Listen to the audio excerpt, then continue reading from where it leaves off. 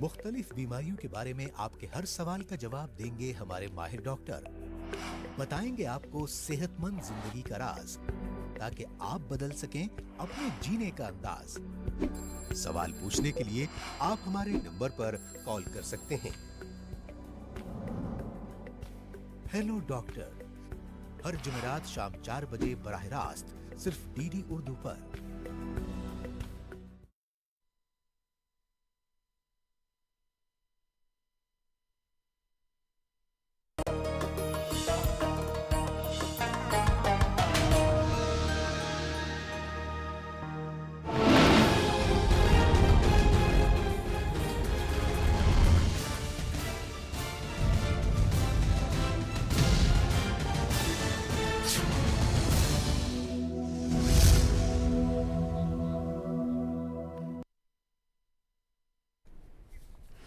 आदाब, मैं मीनाक्षी शोरान हाजिर हूँ हिंदुस्तान भर की सोशियो इकोनॉमिक और इन्वायरमेंटल इश्यूज़ पर ख़ास प्रोग्राम लेकर। ये है इंडिया। हमारे इस खास पेशकश में आज बात टैरिफ वॉर की। जी हाँ, आज पूरी दुनिया में टैरिफ वॉर ही सबसे बड़ा मसला बनकर उभरा है। टैरिफ वॉर दरअसल उन कंट्रीज़ के दरमियान कॉन्फ्लिक्ट है जो एक दूसरे के गुड्स पर टैरिफ इम्पोज करते हैं, जिससे ग्लोबल ट्रेड तो मुतासिर होता ही है, हमारे मुल्क भारत के एक्सपोर्ट और इन्वेस्टमेंट पर भी इसका काफ़ी गहरा असर पड़ने का खतरा पैदा हो जाता है। आज के प्रोग्राम में इसी इशू पर हम डिटेल से बातचीत करेंगे। इसके लिए हमने स्टूडियो में इनवाइट किया है 2 ख़ास मेहमानों को। उनसे हम तारुफ करवाते हैं। हमारे साथ इंटरनेशनल ट्रेड के एक्सपर्ट डॉक्टर सुरेंद्र सिंह मौजूद हैं। Sir, welcome to the studio. और फॉर स्कूल ऑफ मैनेजमेंट में इंटरनेशनल बिजनेस के professor chair doctor Faisal Ahmed हमारे साथ स्टूडियो में मौजूद हैं। Sir, welcome to the studio. पहला सवाल मैं फैसल अहमद जी आप ही से जानना चाहती हूँ। एक तो मैं ये जानना चाहती हूँ, जब हम टैरिफ वॉर की बात कर रहे हैं तो एक तरफ तो टैरिफ की हम बात कर रहे हैं और दूसरी तरफ हम वॉर कह रहे हैं। वॉर अपने आप में काफ़ी कुछ इशारा जो है वो टैरिफ को लेकर कर भी रहा है, और जिस तरह के बयान और जिस तरह के कुछ इशारे मिल रहे हैं उससे भी समझ में आ रहा है कि कहीं कुछ तो दिक्कत है। और क्योंकि इसमें ट्रम्प और इसमें बाकी कंट्रीज शामिल हैं तो ये और ज़्यादा बड़ा मसला बन जाता है। तो क्या है ये टैरिफ वॉर और हम कैसे समझें इसको? देखिए, टैरिफ वॉर एक बहुत ही इम्पॉर्टेंट चीज़ है जिसको समझना चाहिए इंटरनेशनल ट्रेड के कॉन्टेक्स्ट में, और ये कोई नई चीज़ नहीं है। जैसे हम लोग आज देख रहे हैं, इसके एक प्रेसिडेंट भी है जो आज रेसिप्रोकल टैरिफ या इस तरह की रिटेलिएटरी टैरिफ की बात हो रही है। ये इसके प्रेसिडेंट्स भी बहुत हैं हिस्ट्री में, लेकिन बहुत ज़्यादा पीछे नहीं जाके अगर हम लोग सिर्फ 1934 में देखें तो उस वक्त भी यूनाइटेड स्टेट्स ने एक रेसिप्रोकल टैरिफ एक्ट लाया था, जिसमें वो रेसिप्रोकल टैरिफ लगाने की कोशिश कर रहे थे। आपको ध्यान होगा कि 1934 वो टाइम है जब जस्ट उससे पहले 1929 से 1933 के बीच में एक ग्रेट डिप्रेशन आया था, जिसको बहुत बड़ा ग्लोबल इकोनॉमिक क्राइसिस बोला जाता है। तो उस वक्त भी इस तरह के मेजर्स लिए गए थे जिसको प्रोटेक्शनिस्ट मेजर्स कहते हैं। आगे चल के अगर हम टैरिफ वॉर की सिचुएशन को समझें तो अगर ट्रंप के पिछले प्रेसिडेंसी की बात करें, जब वो बाइडेन से पहले भी वो प्रेसिडेंट रह चुके हैं जी, उस वक्त उन्होंने चाइना के साथ जो $500 बिलियन ट्रेड डेफिसिट अमेरिका का था उसको लेके उन्होंने एक ट्रेड वॉर शुरू करने की बात की थी, और उन्होंने काफ़ी $200 बिलियन के करीब का जो है चाइना के ऊपर टैरिफ लगाया, जिसका रिटेलिएशन भी चाइना ने किया।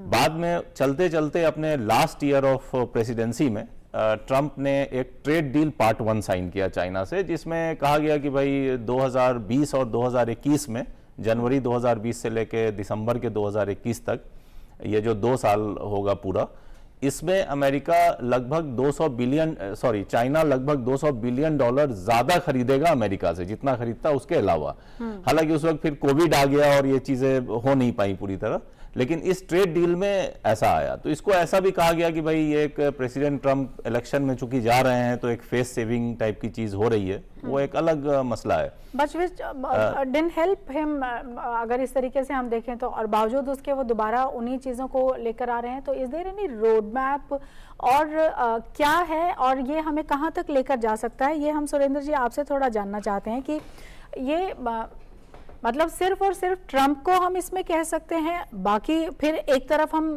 कहें और एक तरफ ट्रंप अपना मोर्चा खोले हुए हैं, उस तरीके से ही हम इसको देखें या इसको हम समझे कैसे, क्योंकि इसका बिजनेस के ऊपर बाकी और चीज़ों के ऊपर असर तो लाजमी है कि पड़ेगा, तो उससे फिर कैसे डील करना है और क्या कुछ चल रहा है अभी इस सब को लेकर?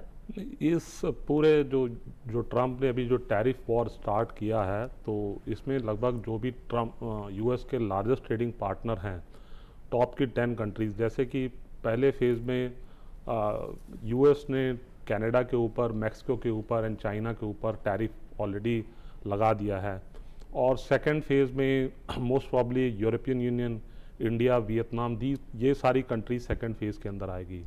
यूएस बहुत ही ज़्यादा डेस्परेट है कि यूएस किस तरीके से मैन्युफैक्चरिंग अपनी कंट्री में वापस लेके आए, और जहाँ तक जो रेसिप्रोकल टैरिफ एंड ट्रेड की बात है, क्योंकि 1934 ऑनवर्ड्स यूएस ने 27 ट्रेड एग्रीमेंट साइन किए, और उन सारे ट्रेड एग्रीमेंट्स के अंदर उन्होंने रेसिप्रोकल प्रोविजन डाले।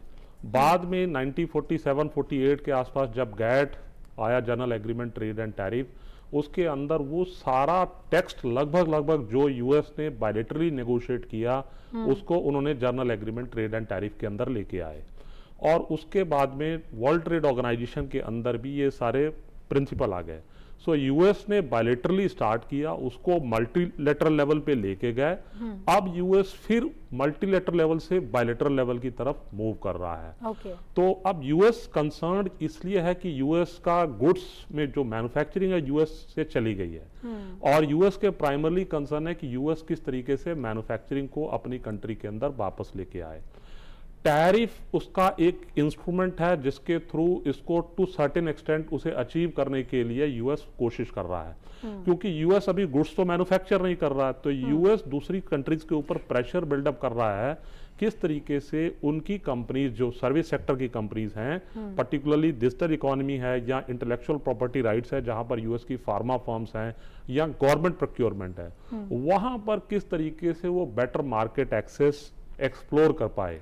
और क्योंकि यूएस में ऑलरेडी टैरिफ 3.5% है, अब नए सिरे से यूएस यदि टैरिफ किसी कंट्री के साथ नेगोशिएट करेगा, तो उसके लिए बेस टैरिफ तो उसका एमएफएन अप्लाइड टैरिफ हो चुका है ऑलरेडी, जिसके ऊपर वो ट्रेड कर रहा है। तो अब वो देखेगा कि कंट्री टू कंट्री देखेगा कि कहां पर कोई कंट्री अनफेयर ट्रेड प्रैक्टिसेस कर रही है, उन गुड्स के ऊपर किस तरीके से वो बैलेंस आउट करता है।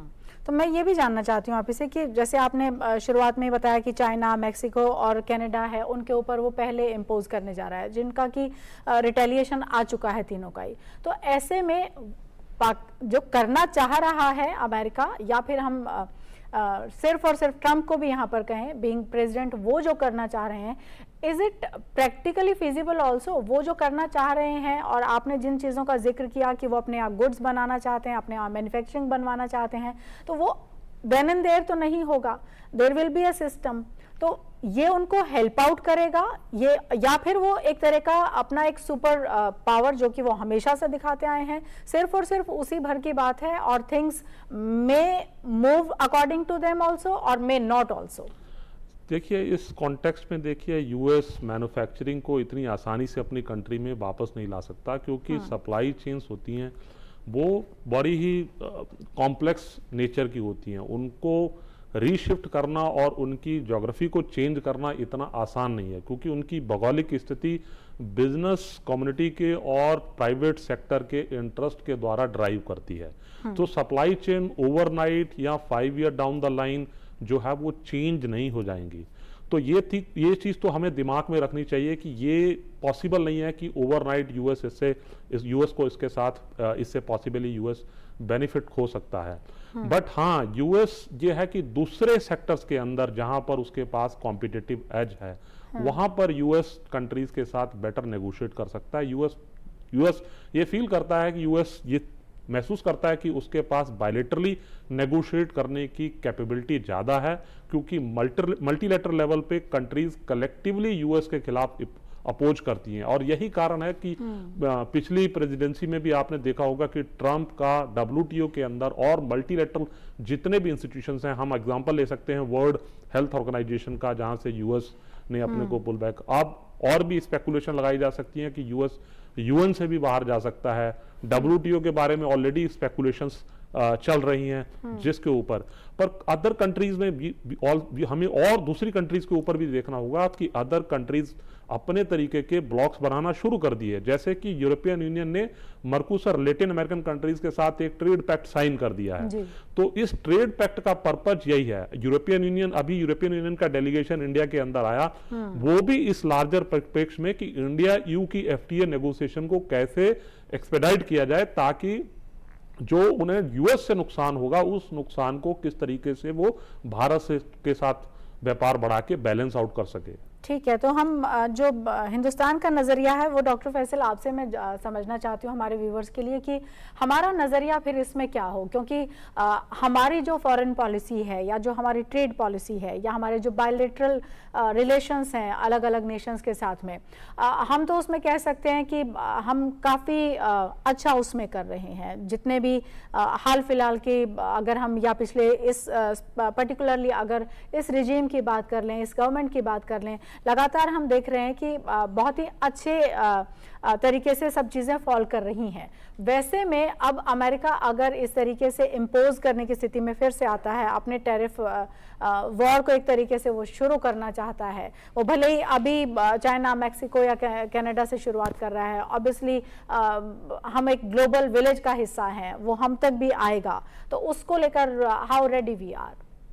देखिए, इसमें दो तीन चीज़ जो मैं बताऊंगा। सबसे इम्पॉर्टेंट चीज़ है कि ट्रंप टैरिफ से हम कैसे डील करें, एक ये बहुत बड़ा क्वेश्चन है। तो इसके लिए जो हम लोगों ने बात की थी वो ये था कि एक कॉम्प्रिहेंसिव FTA की बात करनी चाहिए, क्योंकि सिर्फ प्रोडक्ट वाइज या सेक्टर वाइज बात करने से काम नहीं चलेगा। एक कॉम्प्रिहेंसिव फ्री ट्रेड एग्रीमेंट की बात करनी चाहिए, क्योंकि अमेरिका के साथ बहुत लॉन्ग स्टैंडिंग इश्यूज हैं ट्रेड के, उनको बहुत सारी प्रॉब्लम्स हैं इंडिया से भी, और इवन हमें भी हैं बहुत सारे कॉम्प्लेक्स इश्यूज जो हम चाहते हैं कि रिजॉल्व हो अमेरिका के साथ। तो इसलिए एक कॉम्प्रिहेंसिव FTA की बात करनी चाहिए, पहली चीज तो ये है। दूसरा कि जो सप्लाई चेन डिसरप्शंस जब इससे शुरू होगा, जब टैरिफ वॉर शुरू होगी एक्चुअली, तो सप्लाई चेन डिसरप्शंस भी होगा। सप्लाई चेन डिसरप्शंस जब होगा तो इसमें सबसे पहला आपको देखना होगा कि एक मेगा रीजनल ब्लॉक वाला जो इशू है, जिसमें RCEP है, which is regional comprehensive economic partnership, जिससे हम पुल आउट हो गए थे नवंबर 2019 में 7 साल नेगोशिएशन के बाद। और दूसरा है एक CPTPP जो ट्रांस पैसिफिक पार्टनरशिप है, जिससे अमेरिका खुद पुल आउट हो गया था जब ट्रंप प्रेसिडेंट थे। तो इन दोनों में ये दोनों बहुत हद तक जो है वो इकोनॉमिक रीअलाइनमेंट कर रहे हैं। इनका जैसे जैसे इम्प्लीमेंटेशन होगा चीज़ें बदलती रहेंगी, क्योंकि CPTPP में भी अगर देखा जाए, TPP में जो मैं कह रहा था, उसमें 99% टैरिफ लाइंस ड्यूटी फ्री हैं, और RCEP में 90 से 92% टैरिफ लाइंस ड्यूटी फ्री हैं। तो अच्छा, RCEP में क्या है कि आप देखेंगे कि ये बहुत China led and China dominated group है RCEP, क्योंकि इंडिया जब इसमें से आउट हम लोग हो गए तो चाइना का डोमिनेशन इसमें और ज़्यादा बढ़ गया है, और कोविड के ही साल में 2020 में ही ये एग्रीमेंट साइन भी हो गया इन लोगों में। तो ये जो बाकी कंट्रीज के साथ जो हम लोग बात करें, उसमें हमें ये चीज़ ध्यान रखना चाहिए in terms of foreign policy specially, कि अलग अलग, जैसे अमेरिका के साथ हम अगर बात कर रहे हैं तो अमेरिका के साथ एक कॉम्प्रिहेंसिव FTA की बात करें, ट्रेड इश्यूज को रिजॉल्व करें, बाकी स्ट्रेटेजिक इश्यूज में कॉपरेशन है हम लोग का ऑलरेडी, वो चल रहा है। हाउ फिजिबल इट इज, कितना फिजिबल आपको लगता है? क्योंकि एक तरफ हम जब मैन्युफैक्चरिंग की बात कर रहे हैं, हम तो चाहते हैं कि हमारे यहाँ बहुत मैन्युफैक्चरिंग हो, और जो कि हम ये कह सकते हैं कि हम काफ़ी आगे उसमें आ भी गए हैं। मतलब देयर आर मल्टीपल थिंग्स जिनकी मैन्युफैक्चरिंग यहाँ पर हो रही है। अब ऊपर से अमेरिका भी सेम चाहता है कि वहाँ पर मैन्युफैक्चरिंग बढ़ जाए, और ऊपर से हम फ्री ट्रेड एग्रीमेंट की बात कर रहे हैं, उसके अपने कंसर्न्स हैं, हमारे अपने कंसर्न्स हैं। हम वो प्राइड लेना चाहते हैं कि एज ए इंडियन जो हमको लेनी चाहिए, वो एज अमेरिकन जो प्राइड लेना चाहते हैं वहाँ पर वो है। यहाँ पर एक स्ट्रांग गवर्नमेंट है, वहाँ पर भी ट्रंप जिस तरीके से वोकल है चीज़ों को लेकर वो है, तो कोई क्लैश नहीं होगा, चीज़ें स्मूथ जाएंगी। उसको लेकर मैं थोड़ा और क्लैरिटी चाहती हूँ आपसे कि हम कैसे बढ़ रहे हैं उस पर आगे। देखिए जो कॉम्प्रिहेंसिव एफटीए की बात कर रहे हैं वो कॉम्प्रिहेंसिव एफटीए इसलिए भी ज़रूरी है क्योंकि जो मैंने बताया कि लॉन्ग स्टैंडिंग इश्यूज है, अगर हम उन इश्यूज को रिजॉल्व नहीं करेंगे तो प्रोडक्शन हम भी करना चाह रहे हैं, वो भी करना चाह रहे हैं, मैन्युफैक्चरिंग बेस्ड इकोनॉमी हम भी अभी बनना चाह रहे हैं, वो भी जो है मैन्युफैक्चरिंग लेड ग्रोथ चाह रहे हैं। दोनों कंट्री जो है दोनों चीजें चाह रही हैं, लेकिन ये जमाना ग्लोबल वैल्यू चेन का है। ये ऐसा नहीं है कि आप अगर एक्सपोर्ट कर रहे हैं कुछ तो आप बिल्कुल इंपोर्ट कुछ नहीं करेंगे। हर एक्सपोर्ट में आपके एक इंपोर्ट कंटेंट होगा। हर एक्सपोर्ट में आप जो भी एक्सपोर्ट करने जा रहे हैं उसमें एक इंपोर्ट का कंटेंट होगा। यही रीजन है कि आप चाइना के भी कॉन्टेक्स्ट में अगर देखें तो हमारा इंपोर्ट क्यों बढ़ता जा रहा है, क्योंकि मान लीजिए बहुत सारे पार्ट्स एंड कंपोनेंट या बहुत सारी ऐसी चीजें हैं जो हम चाइना से इंपोर्ट कर रहे हैं, और अगर हम मान लीजिए प्रोड्यूस करके उसको एक्सपोर्ट लेड इकोनॉमी बनाना, एक्सपोर्ट लेड ग्रोथ चाह भी रहे हैं, तो भी हमारा इंपोर्ट डिपेंडेंस बना हुआ है। तो जितनी भी बड़ी इकोनॉमीज होंगी, आप जितने बड़े एक्सपोर्टर होंगे उतनी ही बड़े आपको इंपोर्टर होना होगा। आजकल ये जमाना है, तो इसलिए अगर मैन्युफैक्चरिंग हम भी करना चाह रहे हैं और अमेरिका भी प्रोडक्शन बेस्ड जो है वो अपना चाह रहा है, तो उन दोनों को इस चीज पे अलाइन होना होगा कि एक आप ऐसे एफटीए के तरह बात करिए, कॉम्प्रिहेंसिव एफटीए की तरफ, जिसमें सिर्फ गुड्स की बात ना हो, सर्विसेज भी हो, इन्वेस्टमेंट भी हो, आईपीआर इश्यूज भी हो, है ना, और भी जो है म्यूचुअल रिकॉग्निशन, अलग अलग तरह के एग्रीमेंट्स हो, ये सारी चीजें हैं। दूसरा कि हमने एक और चीज देखा अमेरिका के साथ जो ऑलरेडी है, which is IPEF, which is Indo Pacific economic framework, जिसमें इंडिया ऑलरेडी है। हालांकि हमने उसके ट्रेड पिलर पे साइन नहीं किया है, लेकिन उसमें ऐसे पिलर्स हैं जिसको हम लोग सप्लाई चेन रेजिलियंस वाले जैसे पिलर उसमें है ऑलरेडी, और उसमें हम इंडिया ऑलरेडी सिग्नेटरी है, इंडिया इज देयर, और यूएस भी उसके साथ है। एक और चीज जो हमें ध्यान में रखना पड़ेगा कि जैसे जैसे मेगा रीजनल ग्रुप्स बढ़ेंगे, आपको ये देखना पड़ेगा कि चाइना +1 वाली जो एक स्ट्रेटेजी थी, जो खास करके जैसे यूएस ने परस्यू किया, चाइना +1 या वेस्ट ने परस्यू किया सप्लाई चेन में एक रेजिलियंस लाने के लिए जी, कि आप पार्शियली अपनी सप्लाई चेन मूव करके चाइना से बाहर ले जाएं। लेकिन ये बहुत हद तक हुआ नहीं, क्योंकि मान लीजिए कि यूएस कंपनीज भी चाइना से नहीं निकली, जापानीज गवर्नमेंट तो उनको इंसेंटिव दे रही थी जापानीज कंपनी को कि भाई आप चाइना से बाहर आ जाओ, वो भी नहीं आ रही थी। तो एक चाइना +1 का एस्पेक्ट आया, ठीक है। तो इसमें चाइना +1 में क्या हो रहा है कि जो कंपनी उठ के जा रही है चाइना से, पार्शियल भी मूव कर रही है, वो कहाँ जा रही है? वो जा रही है वियतनाम जा रही है, थाईलैंड जा रही है, मान लीजिए मलेशिया जा रही है, इंडोनेशिया जा रही है, या कंबोडिया जा रही है, ये सब वापस जा रही है आसियान में, और ये पूरा ग्रुप चाइना के साथ आरसेप में है। तो इसलिए चाइना को एक नेचुरल एडवांटेज इस चीज का है, क्योंकि वो एक मेगा एग्रीमेंट लीड कर रहा है। हमें जो चाहिए वो ये चाहिए कि एक बार हमें ये रिकंसीडर करना चाहिए कि क्या हमारा बायलैटरल एग्रीमेंट साइन करना दूसरे कंट्रीज के साथ उतना बेनिफिशियल होगा, या फिर हमें आरसेप में, जिसके हम ऑलरेडी प्राइमरी नेगोशिएटिंग मेंबर रहे हैं कई साल तक, क्या हमें उसको रिविजिट करना चाहिए एक बार आरसेप में नेगोशिएट करके और आरसेप के मेंबरशिप के लिए। जी जी, तो मैं सुरेंद्र जी आपको यही कहूंगी कि इसी बात को थोड़ा और आगे अगर हम बढ़ाएं, हम ये देखें कि हम इंडियन पर्सपेक्टिव से इसको थोड़ा समझना चाहते हैं। कुछ क्लैरिटी जो है वो फैसल सर ने दी है, लेकिन उसी पे थोड़ा सा और आगे बात करने के लिए कि हम कैसे समझें इसको, हमारी जो पोजीशन है बीइंग अ नेशन वो कैसी होनी चाहिए, क्योंकि जिसका मैंने पहले भी जिक्र किया कि हम कम से कम आज उस स्थिति में है कि हमारे रिश्ते सभी के साथ अच्छे हैं, लेकिन रिश्ते अच्छे होना फॉरेन पॉलिसी का एक एस्पेक्ट है, लेकिन बिजनेस जो है that is something I guess अलग तरीके से मूव करता है, और वो एक अलग एंटिटी के तौर पर ही देखा भी जाता है। तो उस लिहाज से अगर हम देखें तो हमारी पोजीशन आज के दिन क्या है, और आने वाला वक्त अगर इसी तरीके से आगे बढ़ता है अमेरिका, तो क्या इशारा कर रहा है और हमें क्या करना चाहिए?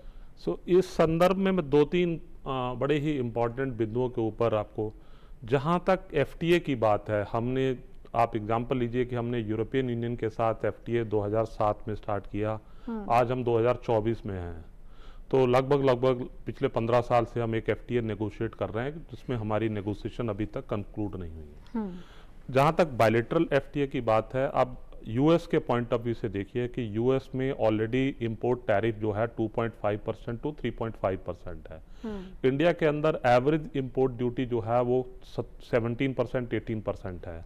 तो यदि हम अक्रॉस द टेबल बैठते हैं टैरिफ नेगोशिएशन के लिए, पहले आप केवल टैरिफ का पार्ट ले लीजिए, ठीक है, तो हमें 17%, 18% से कम करने हैं, उन्होंने तो ऑलरेडी अपने टैरिफ इतने कम कर रखे हैं, तो इसका मतलब है कि इंडिया को ज़्यादा मार्केट एक्सेस देना पड़ेगा यूएस की कंपनीज को, जब जहाँ तक गुड्स की मार्केट एक्सेस की बात होती है। बट यूएस केवल मार्केट एक्सेस केवल गुड्स में नहीं चाह रहा है। एक ट्रेड एग्रीमेंट, जब कॉम्प्रिहेंसिव ट्रेड एग्रीमेंट की बात करते हैं, तो जैसे फॉर एग्जांपल डिजिटल ट्रेड है, तो डिजिटल ट्रेड को लेके हमारी कंट्री के अंदर अभी ई कॉमर्स की पॉलिसी नहीं है, तो हम अपनी एक्सटर्नल पोजीशन कैसे ले सकते हैं जब हमारा अपनी डोमेस्टिक पॉलिसी उस कॉन्टेक्स्ट में है ही नहीं। तो पहले हमें डोमेस्टिक कॉन्टेक्स्ट में अपनी पॉलिसी सेट करनी पड़ेगी।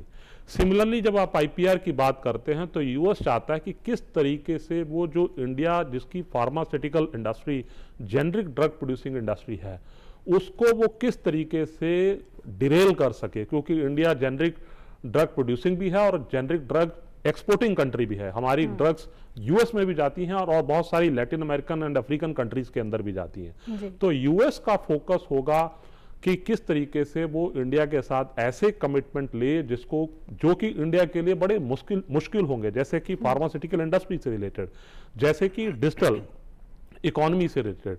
सिमिलरली आप देख लीजिए उसी तरीके के मेजर्स वो एक्सपेक्ट करेंगे अदर एरियाज में, जैसे कि इंडिया ने डिजिटल ट्रेड की negotiation India US comprehensive economic partnership agreement में की है, बट आप मोस्ट ऑफ द प्रोविजंस देखेंगे तो वो सारे प्रोविजंस जो हैं वो प्रोविजंस लीगली बाइंडिंग नहीं है नेचर में। तो इंडिया को कोई भी पोजीशन एक कॉम्प्रिहेंसिव ट्रेड पैक्ट में लेने से पहले देखना होगा कि इंडिया अपना डोमेस्टिक इंस्टीट्यूशनल और डोमेस्टिक रेगुलेटरी रिफॉर्म्स कैसे लेता है। हम नहीं चाहते कि हमें कौन सा सेक्टर रिफॉर्म करना है, कब रिफॉर्म करना है, कहां पर रिफॉर्म करना है, ये कोई बाहर का कंट्री हमें डिक्टेट करे। और ये एक बायलैटरल एफटीए के कॉन्टेक्स्ट में मैं कह रहा हूं। अब बात आई आरसेप के बारे में। जहां तक आरसेप का संदर्भ है, आरसेप में टोटल 16 कंट्रीज थी, इंडिया आरसेप से बाहर आ गया। इंडिया आरसेप से बाहर आ गया। प्राइम मिनिस्टर मोदी जो है 2019 में बैंकॉक में जाके डिसीजन लिया, और मुझे लग रहा कि वो बहुत अच्छा डिसीजन था। उसके लिए मैं एक छोटा सा आपके सामने डेटा रख देता हूं। 2019 से 2024 के बीच में यदि आप यूएस, इंडिया और चाइना का ट्रेड देखें तो इंडिया का ट्रेड डेफिसिट डबल हो गया है। मैं ये बात से बिल्कुल एग्री करता हूं कि ट्रेड डेफिसिट को केवल हमें हमारे इस कंसर्न से नहीं देखना चाहिए कि हमारे इंपोर्ट्स बढ़ रहे हैं। यदि हम इंपोर्ट कर रहे हैं वो गुड्स, वो इंटरमीडिएट इनपुट्स, वो रॉ मटेरियल जो कि हम एक्सपोर्ट मैन्युफैक्चरिंग के लिए यूज कर रहे हैं, तो कोई प्रॉब्लम नहीं है। बट हमारा ट्रेड डेफिसिट बढ़ा है चाइना के साथ। और आरसेप की ऑलरेडी 12 कंट्री से 13 कंट्री के बीच में हमारा ऑलरेडी एक सभी के साथ एफटीए है, जैसे हमारा जापान के साथ है, हमारा सिंगापुर के साथ है, हमारा साउथ कोरिया के साथ है, हमारा आसियान कंट्रीज के साथ है।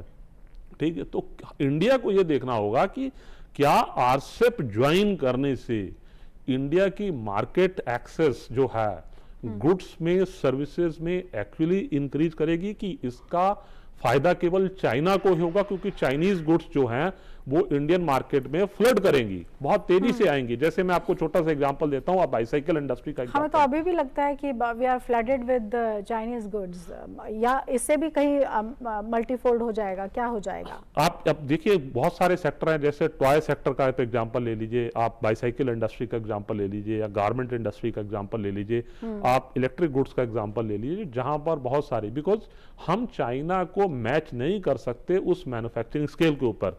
हालांकि इस सरकार ने पिछले, जब से प्रोडक्शन लिंक्ड इंसेंटिव की स्कीम आई है और गवर्नमेंट ने ट्रेड और क्वालिटी स्टैंडर्ड्स को इंट्रोड्यूस किया है, काफी कोशिश की गई है कि किस तरीके से हम चाइना से अपना इंपोर्ट का रिलायंस कम कर पाए, पर्टिकुलरली इन फिनिश्ड गुड्स में। और इनफैक्ट कुछ ऐसे एरियाज हैं जहां पर हमें कुछ सुधार करने की जरूरत है, ताकि जहां पर हमारी इंडस्ट्री इन स्टैंडर्ड्स के कारण सफर ना करे। तो मैं डॉक्टर फैसल जो आपसे जानना चाहती हूँ वो ये है कि एक तो इन चीज़ों का, क्योंकि हम ग्लोबल विलेज की भी बात करते हैं, तो इम्पैक्ट हम तक किस तरह से आ सकता है, और क्या पर्टिकुलरली गुड्स के बारे में हम बात करें या मार्केट के बारे में बात करना चाहिए। जैसे जब से ये बात शुरू हुई है टैरिफ को लेकर, नेस्डेक और डाउ जोन्स की भी जो स्थिति है वो हमारे सामने है, तो क्या किसी तरह का इम्पैक्ट उधर अभी जो हो रहा है उसको लेकर हो सकता है? प्लस यूरोप जिस तरीके से यूनाइट हो रहा है उसमें हम अपना किसी तरह का कोई कंट्रीब्यूशन देख सकते हैं, या हमें अपने आप को एकदम आइसोलेट रखना चाहिए कि बाकी नेशंस क्या कर रहे हैं और हमें बायलैटरल की तरफ जाना चाहिए और अक्रॉस द टेबल बैठकर जो इंडियन के लिए या जो इंडिया के लिए या हमारा जो लार्जर एक टारगेट है 2047 का, वहाँ तक के लिए मतलब हमें क्या करना चाहिए और क्या हम कर रहे हैं उस तरीके से? हमारे इनिशिएटिव्स क्या कह रहे हैं गवर्नमेंट की तरफ से जो हो रहे हैं वो? देखिए, जो हम लोग ट्रम्प टैरिफ और टैरिफ वॉर की बात कर रहे हैं, उसमें ये बहुत ज़रूरी है कि जो भी नेगोशिएशन, जो भी एग्रीमेंट हम नेगोशिएट करें, उसमें सिर्फ गुड्स की बात तो ना हो कम से कम, क्योंकि उसमें जैसा मैंने पहले भी कहा कि उसमें सर्विसेज की भी बात हो, IPR की भी बात हो, सारे इश्यूज पे बात हो, है ना। जैसे मान लीजिए हमने RCEP की बात की, या अभी जैसे यूरोपियन यूनियन का डॉक्टर सुरेंद्र ने एग्जांपल दिया, तो लेकिन EFTA से हमने एग्रीमेंट अभी कर लिया फॉरन, और जो यूरोपियन फ्री ट्रेड कुछ कंट्रीज के साथ, तो ये ऐसा नहीं है। जैसे बहुत सारे ऐसे कंट्रीज है, GCC फॉर एग्जांपल, मैं एक एग्जांपल इसी कॉन्टेक्स्ट में यूरोपियन यूनियन के गल्फ कोऑपरेशन काउंसिल का भी देना चाहूंगा कि 2004 में हमारा फ्रेमवर्क एग्रीमेंट उनसे साइन हुआ, गल्फ कोऑपरेशन काउंसिल का। 2004 से हम नेगोशिएट कर रहे थे, अभी तक एग्रीमेंट साइन नहीं हुआ, लेकिन क्योंकि उस वक्त GCC एज ए ग्रुप पूरा हमसे किसी से भी साइन करना चाहता था, लेकिन हमने जो है UAE से साइन कर लिया अलग से एक एग्रीमेंट, ना कि पूरे GCC साइन करके। तो कहने का मतलब है कि जहां पे हमारा इकोनॉमिक इंटरेस्ट है, नेशनल इंटरेस्ट है, वहां पे हमें इस तरह के स्टेप्स लेने जरूरी हैं। जो RCEP में जो इश्यूज हुआ था, वो सर्विसेज का जो इशू, जो इंपॉर्टेंट इशू सर्विसेज का आया था, कि वहां पे एक रूल्स ऑफ ओरिजिन का भी इशू था, और एक ये था कि भाई हमें बेहतर सर्विसेज डील नहीं मिल पा रही है, क्योंकि हम लोग एक सर्विस बेस्ड इकोनॉमी है, we wanted a better service deal, वो हमें नहीं मिल पा रही थी वहां पे। तो उस चीज़ को भी हमें रखना चाहिए, क्योंकि सर्विसेज सेक्टर, मान लीजिए अब आप सिर्फ गुड्स पे तो फोकस नहीं रहेंगे, क्योंकि वो ज़माना ख़त्म हो गया। जब GATT से WTO बन गए हम, तो वो बात ही ख़त्म हो गई कि आप सिर्फ गुड्स के बारे में। International trade is not only about goods, it is about many other things other than goods. So ये सारी चीज़ों को आपको एक देखना पड़ेगा। दूसरा, जो आपने जैसे यूरोप यूनाइट हो रहा है इसकी बात की, देखिए यूरोपियन यूनिटी, मेरा अपना जो पर्सनली मानना है कि वो वॉलेटाइल है, जिसको हम लोग बहुत बड़ी चीज समझ रहे हैं कि यूरोप यूनाइट हो रहा है। देखिए इकोनॉमिकली ब्रेक्सिट भी हो गया, इकोनॉमिकली यूरोप की सिचुएशन ठीक नहीं है, अगर आप इकोनॉमिक डेटा के हिसाब से जाए। स्ट्रेटेजिकली या मान लीजिए कि पॉलिटिकली आप अगर सोच रहे हैं कि यूरोप यूनाइट हो रहा है क्योंकि सब लोग यूक्रेन के साथ खड़े हो गए, और अभी जो स्पैट हुआ जेलेंस्की और इनके ट्रम्प के बीच में, तो उसमें ऐसा लगा कि सारे यूरोपियन लीडर्स ने ट्वीट किया या कुछ ऐसे जेलेंस्की के सपोर्ट में बोला। ये इसलिए बोल रहे हैं क्योंकि सबसे बड़ा जो थ्रेट है वो है NATO के ऊपर, क्योंकि ट्रम्प, आपको ध्यान होगा कि जो पिछले प्रेसिडेंसी में वो क्लियर, वो NATO को एक तरीके से खत्म करने की बात कर रहे थे। वो कह रहे हैं NATO कुछ है ही नहीं है, यूजलेस है। Is it okay? तो ये एक बहुत बड़ा इशू है जिससे पूरा यूरोप एक तरह से क्लोज आने की कोशिश कर रहा है, लेकिन वो बहुत वॉलेटाइल है। क्योंकि यूरोप के पास इतनी कैपेसिटी नहीं है NATO के अंदर रह के भी, जब तक अमेरिका उसको सपोर्ट ना करे। अगर अमेरिकन सपोर्ट नहीं हो तो NATO के अंदर यूरोप एक बहुत मेजर प्लेयर तो बिल्कुल नहीं है।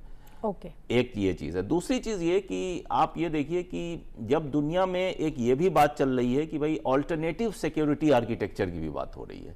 हालांकि हम अभी ये नहीं कह सकते हैं कि क्वाड जो है अल्टरनेटिव सिक्योरिटी देगा, या वो तो खैर नॉन ट्रेडिशनल सिक्योरिटी इश्यूज में चला गया, या SCO देगा, वो भी नॉन ट्रेडिशनल पे ज्यादा फोकस्ड हो गया।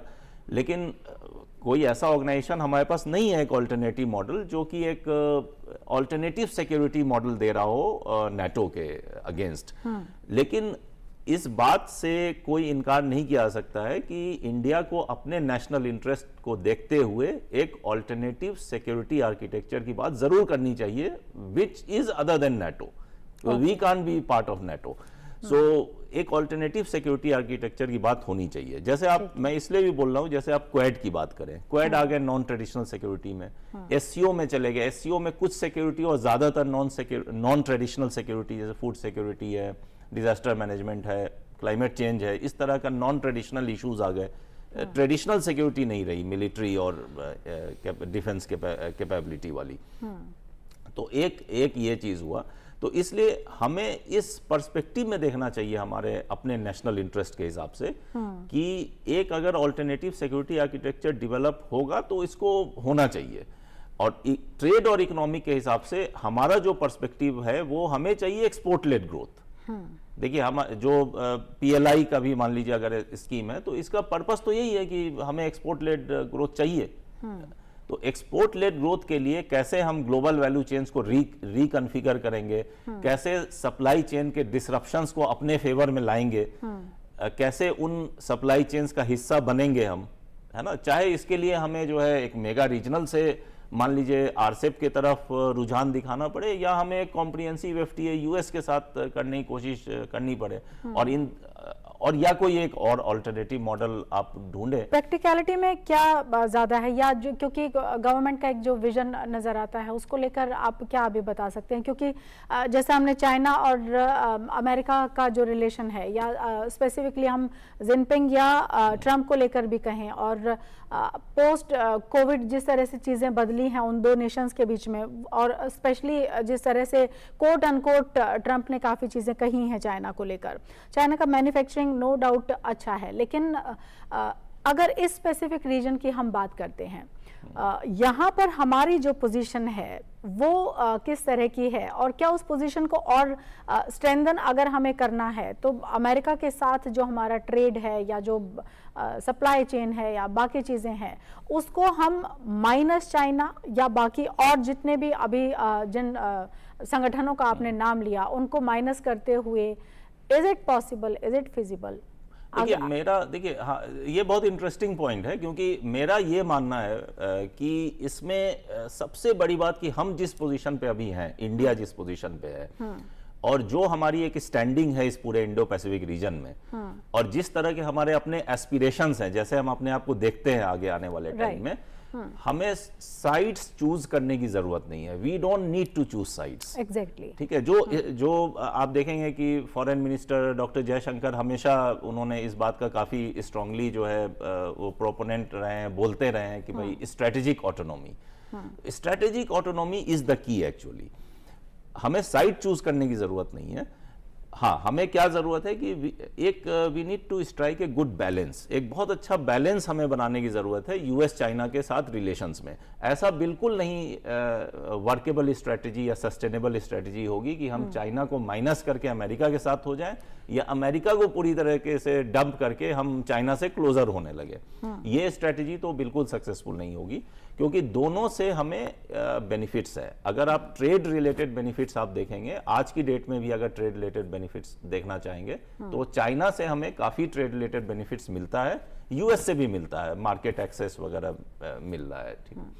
और स्ट्रेटेजिक एस्पेक्ट्स में देखेंगे या सिक्योरिटी एस्पेक्ट्स में देखेंगे तो वो हमें यूएस से काफी मिलता है बेनिफिट्स, और चाइना के साथ जो है हम एक तरीके से कॉम्पीट कर रहे हैं, क्योंकि हम लोग बॉर्डर शेयर करते हैं चाइना के साथ।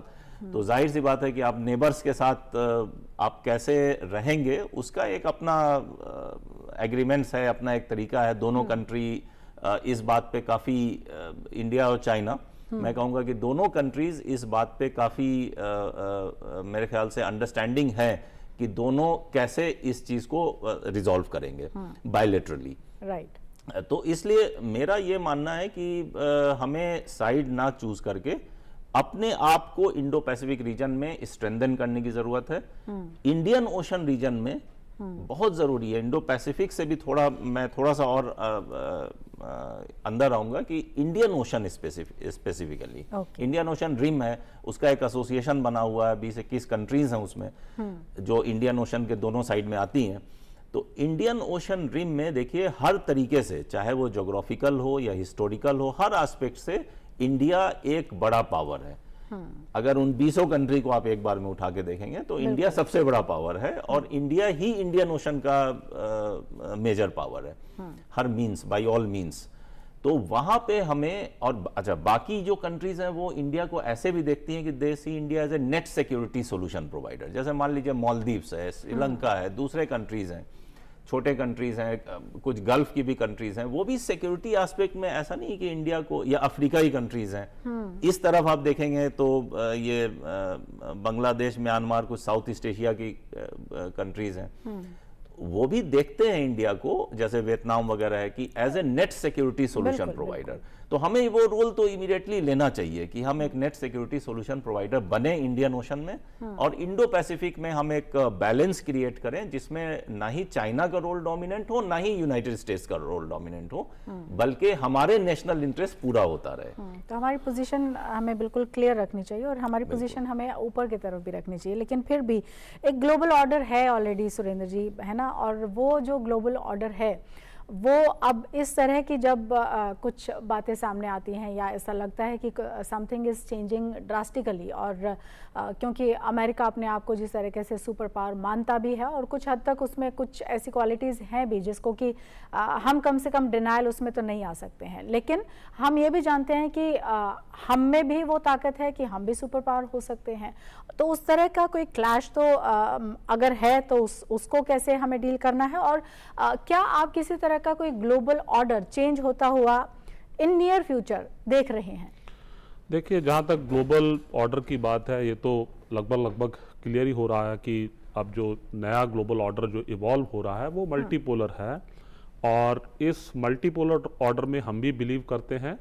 एंड बट जब जहाँ बात आती है एशिया की, क्योंकि एशिया जो है वो चाइना जो है वो एशिया को बेसिकली चाइना के पॉइंट ऑफ व्यू से देखना चाहता है। वो चाइना ग्लोबल लेवल पे तो मल्टीपोलर ऑर्डर की बात करता है, बट जहां पर एशिया की बात आता है तो वो वहां पर चाइना फोकस्ड और चाइना फोकस्ड एशिया की बात करता है, और चाइना फोकस्ड यूनिपोलर, जिससे कि भारत को प्रॉब्लम है कि इस रीजन के अंदर जो चाइना की डोमिनेंस हो रही है, आप अलग अलग कंट्रीज के अंदर देख लीजिए, श्रीलंका के अंदर देख लीजिए, मालदीव के अंदर देख लीजिए, एंड इनफैक्ट कि कुछ ऐसे बिजनेस कॉन्ट्रैक्ट हैं जिसको चाइनीज फॉरेन पॉलिसी मेकर्स ने एंड चाइनीज जो स्टेट ओन्ड एंटरप्राइज हैं जिन्होंने कि उन इंडियन कंपनीज के कॉन्ट्रैक्ट को कैंसिल करा दिया। जैसे कि जीएमआर इंफ्रास्ट्रक्चर है कि जिसके पास एयरपोर्ट डेवलपमेंट का प्रोजेक्ट था मालदीव के अंदर, एंड बाद में वो बीजिंग हाउसिंग कॉरपोरेशन के पास चला गया। तो सिमिलरली चाइना का रोल तो है कि चाइना इस रीजन के अंदर अपनी डोमिनेंस रखना चाहता है, और चाइना का एशिया के बारे में बहुत ही व्यू क्लियर है।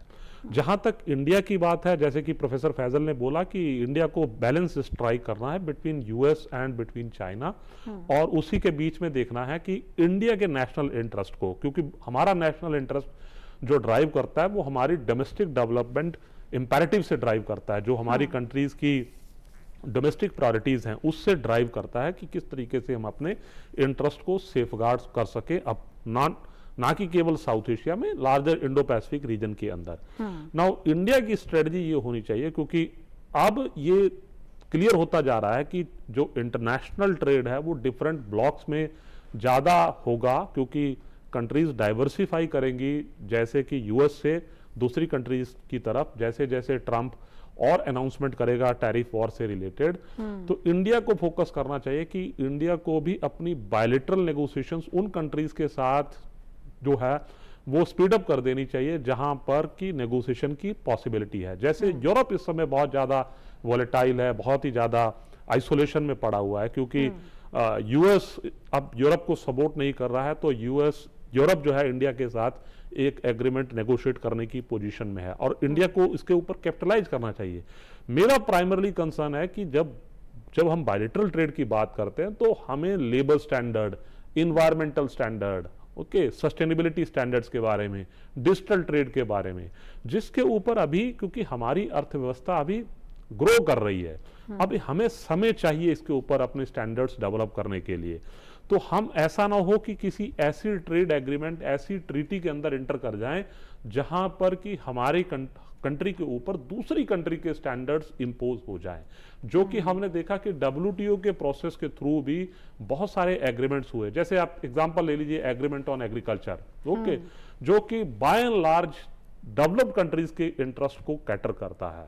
तो हमें ये बिल्कुल समझ लेना चाहिए कि यूएस के साथ भी हमें उतना ही वॉचफुल रहना जितना हम चाइना के संदर्भ में हमें रहने की जरूरत है, क्योंकि चाइना के साथ हमारे स्ट्रेटेजिक इश्यूज हैं, सिक्योरिटी रिलेटेड इश्यूज हैं। तो दोनों के बीच और इंडिया को फोकस करना चाहिए। जैसे प्रोफेसर फैजल ने बताया कि जीसीसी कंट्रीज हैं, इजराइल के साथ हमारा पेंडिंग है, ऑस्ट्रेलिया के साथ हम नेगोशिएट कर रहे हैं क्योंकि ऑस्ट्रेलिया चाइना से थोड़ा पीछे हट रहा है, न्यूजीलैंड के साथ हमें एक्सप्लोर करना चाहिए, कनाडा के साथ हमें एक्सप्लोर करना चाहिए एफटीए। तो मे भी हमें बायलैटरली नेगोशिएट करना चाहिए, बट हमें उन सारे इश्यूज के ऊपर ऐसी अप्रोच अडॉप्ट करनी चाहिए जहां पर कि हमारा इंटरेस्ट जो है वो अंडरमाइन हो सकता है। मैं पर से फ्री ट्रेड एग्रीमेंट के अगेंस्ट में नहीं हूं, एफटीए होना चाहिए, but FTA which cater to the interest of Indian economy, not Right, FTA exactly. that which is serving the interest of other countries. बिल्कुल बिल्कुल। तो बीइंग वॉचफुल जो है वो एक तरीके से की है, हम ये कह सकते हैं। लेकिन डॉक्टर फैसल, हालांकि जब से हम बात कर रहे हैं तब से ये है कि we will I mean we are talking about goods and everything, और गुड्स को किस चीज़ में रखना चाहिए, we should not talk about only goods, और उसमें जो भी उसकी अदरवाइज उसकी जो सराउंडिंग है उसके ऊपर भी बात होनी चाहिए।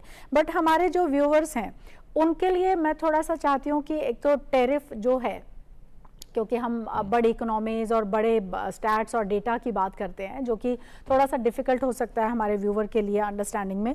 तो गुड्स के ऊपर जिस तरीके से जब टैरिफ लगता है, तो can you specifically name a few कि वो हमको अगर ये टैरिफ ना हो तो इतने में ऐसे मिल सकता है, ऐसे हो सकता है, थोड़ा सा उनकी क्लैरिटी के लिए कि why we are discussing this tariff and retaliation and everything. देखिए, टैरिफ का जो, जैसे कोई भी चीज़ जो इंडिया के अंदर आ रही है बाहर से, उस पर एक टैरिफ अप्लाई होता है जिसको हम लोग बोलते हैं MFN अप्लाइड टैरिफ। तो जो इंडिया के अंदर आ रही है, तो जैसे वो आएगी उस पर हमने मान लीजिए कि उस प्रोडक्ट पे हमने सपोज 10% टैरिफ रखा हुआ है, तो 10% टैरिफ इम्पोज करके, चाहे वो दुनिया में कहीं से भी आ रही हो, 10% टैरिफ इम्पोज करके उसको हम अपने देश में आने देंगे। एक तो ये चीज़ होती है। दूसरी चीज़ ये होती है कि इसमें जो ट्रम्प बोल रहे हैं रिटेलिएटरी टैरिफ, वो कह रहे हैं कि अगर अमेरिका से, दुनिया में कहीं से भी कोई वो गुड आ रहा, मान लीजिए अमेरिका से ही आ रहा, तो हमने 10% उस पर ड्यूटी दिया, और ट्रम्प कह रहे हैं कि जब आपके यहाँ से यही चीज़ हमारे यहाँ आती है तो हम 2.5%, 3.5% देते हैं, तो आप अगर 10 चार्ज करोगे तो हम भी 10 चार्ज करेंगे। ये उन्होंने एक रिटेलिएटरी टैरिफ की बात की है। ठीक है। लेकिन टैरिफ का जो इशू ये है समझने का कि जब आपके यहाँ प्रोडक्ट आ रहा है, कोई भी गुड आ रहा है, तो उस पर आप जब टैरिफ इम्पोज करते हैं तो उसी टैरिफ को आप ग्रेजुअली कम करते जाते हैं। इसी को हम लोग लिबरलाइजेशन बोलते हैं, ट्रेड लिबरलाइजेशन है ये। जैसे कि आज जो है कोई गुड बाहर से आ रहा है, MFN अप्लाइड टैरिफ उसका 20% है, एक साल बाद हमने उसको 15 कर दिया, 10 कर दिया, 5 कर दिया। इसका मतलब ग्रेजुअली लिबरलाइज करते चले जा रहे हैं, यानी कि हम आपके गुड को अपने यहाँ एक्सेस देते चले जा रहे हैं आसानी से। तो यही चीज़ होता है कि भाई हर कंट्री एक दूसरे के गुड्स को ये प्रेफरेंस देती है। अब एक उसमें ये होता है जब आपने ट्रेड एग्रीमेंट साइन कर लिया, मान लीजिए किसी कंट्री के साथ ट्रेड एग्रीमेंट साइन कर लिया, मान लीजिए कि इंडिया ने मलेशिया के साथ साइन कर लिया, कोई स्पेसिफिक गुड एक वहां से आ रहा है, तो जब वो गुड आ रहा है मलेशिया से, तो हम लोग क्या कर रहे हैं उस पर कि सपोज वो गुड फ्री ट्रेड के परव्यू में है, तो हम उस पर 0 ड्यूटी चार्ज कर रहे हैं उस गुड्स पे, है ना। तो इसका मतलब ये हुआ कि लेकिन दुनिया में कहीं और से वो गुड्स आ रहा हो तो हो सकता है हम उस पर 10% चार्ज कर रहे हो। तो इसका मतलब हमने मलेशिया को एक प्रेफरेंस दिया और रेस्ट ऑफ द वर्ल्ड से आने वाले गुड्स को डिप्राइव किया उस प्रेफरेंस से। तो ये मतलब एक इसकी अंडरस्टैंडिंग है इस इशू की। तो इसलिए फ्री ट्रेड एग्रीमेंट को कई बार जो है बोला जाता है कि MFN को वायलेट तो करता है, लेकिन एक्सेप्शन के तौर पे WTO इसको प्रेफर करता है आर्टिकल 24 में, गैट के आर्टिकल 24 में।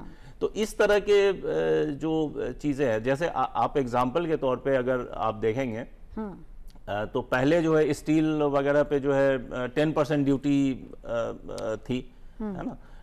10% ड्यूटी अमेरिका ने वो किया था, बाद में जो उसको 25% कर दिया। बहुत सारे उस पे जैसे कार्स वगैरह पे China for example 100% duty American cars पे चार्ज कर रहा था, बाद में पिछले ट्रम्प एडमिनिस्ट्रेशन के टाइम में उन्होंने उसको 40% कर दिया, तो कार सस्ती हो गई मान लीजिए चाइना में।